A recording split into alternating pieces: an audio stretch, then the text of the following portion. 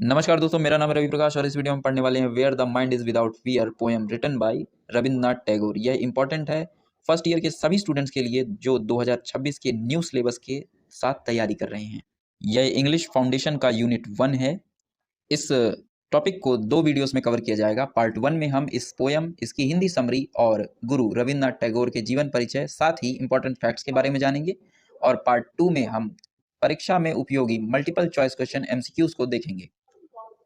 सभी लेक्चर्स के PDF notes आपको study with Ravi Prakash Telegram channel पर मिल जाएंगे। साथ ही चैनल पर अन्य फाउंडेशन कोर्स की वीडियोस भी उपलब्ध हैं, जिन्हें आप चेकआउट कर लीजिएगा। चलिए पढ़ाई शुरू करते हैं। कविता को लिखा है गुरु रविंद्रनाथ टैगोर जी ने। यह कविता उस समय लिखी गई है जब भारत पर अंग्रेजों का शासन था। भारत अंग्रेजी शासन, ब्रिटिश शासन के अधीन था। तत्कालीन समय में भारत में कई बंधन थे, जैसे सभी लोगों के पास शिक्षा उपलब्ध नहीं थी, सभी को शिक्षा का अधिकार भी नहीं दिया जाता था। लोग अपने भारतीय होने पर गर्व नहीं करते थे, आत्मविश्वास की कमी थी। तब गुरुवर रविंद्रनाथ टैगोर ने एक ऐसे भारत की कल्पना की जहां लोग आत्मविश्वास के साथ, गौरव के साथ जिएंगे और शिक्षा पर सभी का अधिकार होगा। सभी लोग सत्य के साथ खड़े होंगे और एक महान भारत की स्थापना करेंगे। Where the mind is without fear and the head is held high, where knowledge is free। इन पंक्तियों में कवि ऐसे आदर्श समाज की कल्पना करते हैं जहां मनुष्य का मन किसी भी प्रकार के डर से मुक्त हो और वह आत्मसम्मान के साथ जीवन जी सके। साथ ही शिक्षा सभी के लिए खुली और स्वतंत्र हो ताकि हर व्यक्ति बिना किसी भेदभाव के ज्ञान प्राप्त कर सके और अपने विचारों को निर्भय होकर व्यक्त कर सके। हेड हिल्ड हाई, इसका अर्थ है सर ऊंचा रखना आत्मविश्वास और गौरव से।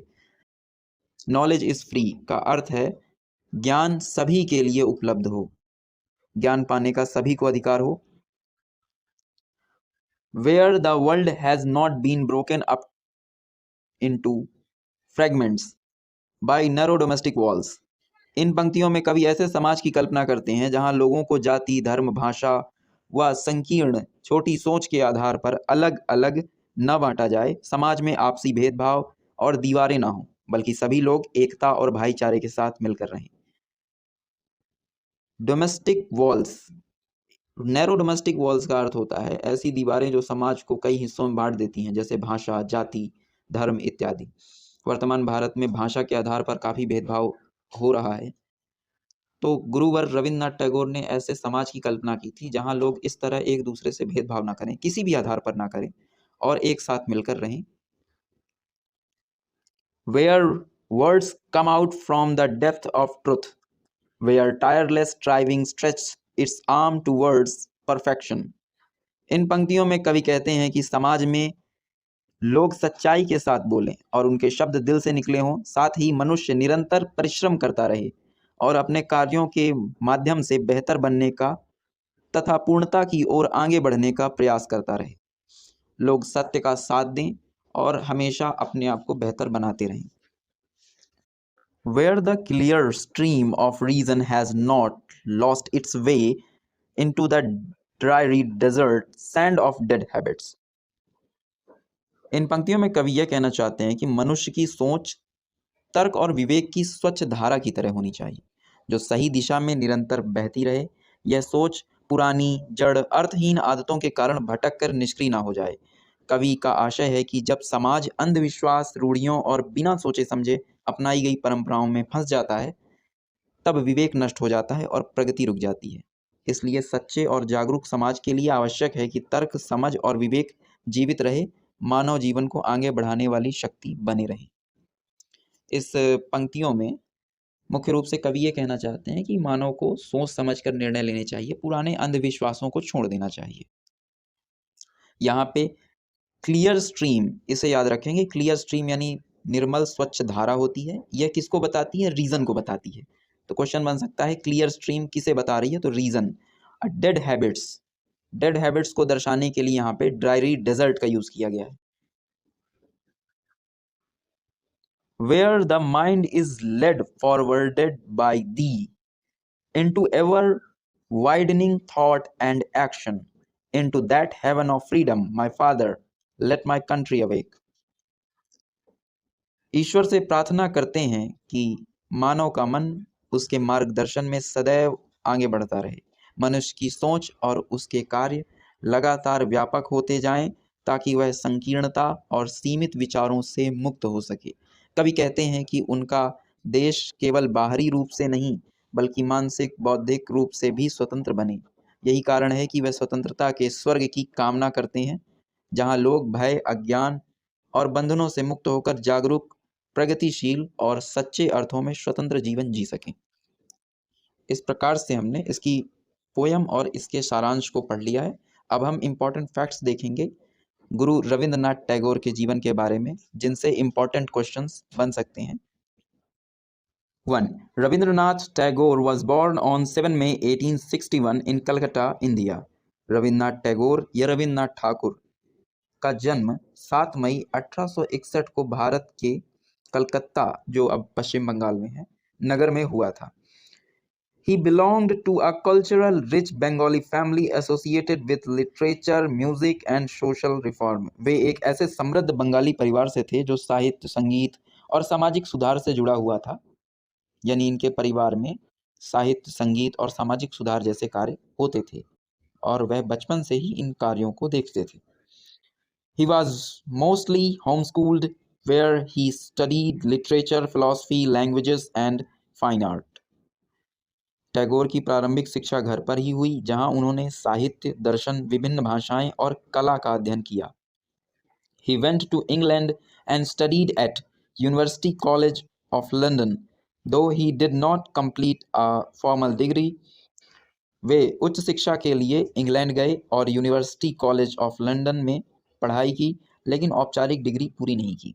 वे इंग्लैंड पढ़ने के लिए गए थे, वकालत पढ़ने गए थे, कानून की पढ़ाई यानी स्टडी ऑफ लॉ करने गए थे, परंतु उन्होंने अपनी डिग्री पूरी नहीं की थी।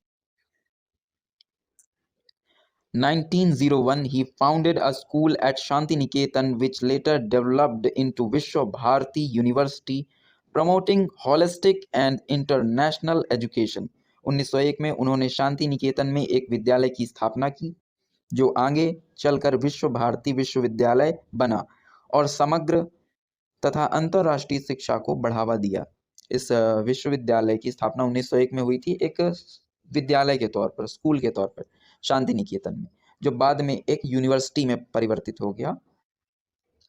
He composed more than 2000 songs collectively known as Ravindra संगीत। उन्होंने 2000 से अधिक गीतों की रचना की जिन्हें सामूहिक रूप से रविंद्र संगीत कहा जाता है। उनके इस कलेक्शन को रविंद्र संगीत नाम दिया गया। 1913 he won the Nobel Prize in Literature for his poetry collection Gitanjali, becoming the first non-European Nobel laureate.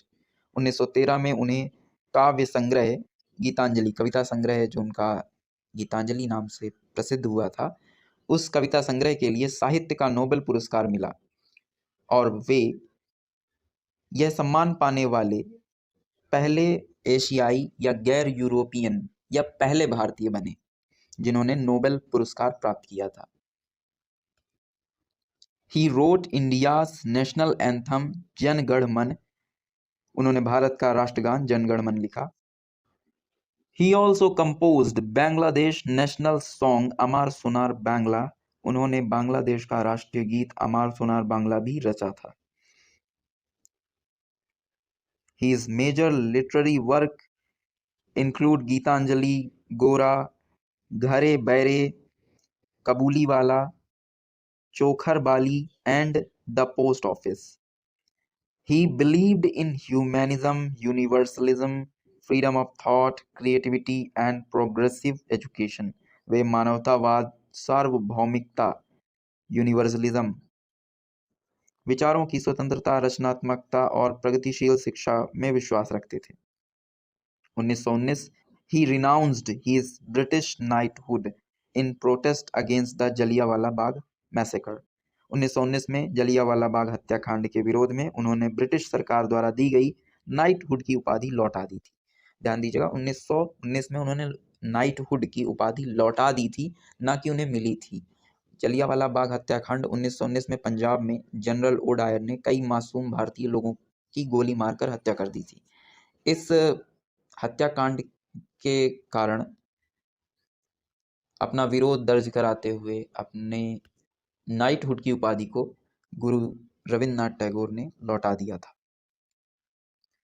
He knew several languages such as Bengali, English, Sanskrit, Hindi and Urdu, but mainly wrote in Bengali and English. उन्हें बंगाली, अंग्रेजी, संस्कृत, हिंदी और उर्दू अन्य भाषाओं का ज्ञान था, लेकिन उन्होंने मुख्य रूप से बंगाली और अंग्रेजी में ही लेखन किया है। In his later years, he also worked as painter and continued writing poems, plays, essays and songs. अपने जीवन के अंतिम वर्षों में उन्होंने चित्रकला भी की थी और कविताएं, नाटक, निबंध, गीत लिखते रहे। Rabindranath Tagore died on 7 August 1941, leaving a behind lasting legacy as a poet, composer, philosopher, painter and social reformer. 7 अगस्त 1941 को उनका निधन हुआ और वे एक महान कवि, संगीतकार, दार्शनिक, चित्रकार और समाज सुधारक के रूप में अमर विरासत छोड़ गए। इस तरह से हमने इंपॉर्टेंट फैक्ट्स को कवर कर लिया है। इन्हें मेरे Telegram channel study with Ravi Prakash से पीडीएफ फॉर्म में डाउनलोड भी कर सकते हैं। लिंक आपको डिस्क्रिप्शन में मिल जाएगा। साथ ही आप चैनल पर उपलब्ध अन्य कोर्सेज को भी देख सकते हैं। हिंदी फाउंडेशन, इंग्लिश फाउंडेशन और मॉडल क्वेश्चन पेपर्स आपको चैनल पर उपलब्ध हो जाएंगे। लेक्चर के नेक्स्ट पार्ट में हम एग्जाम के लिए इंपॉर्टेंट एमसीक्यूज को कवर करेंगे। पढ़ते रहिए, आगे बढ़ते रहिए। जय हिंद।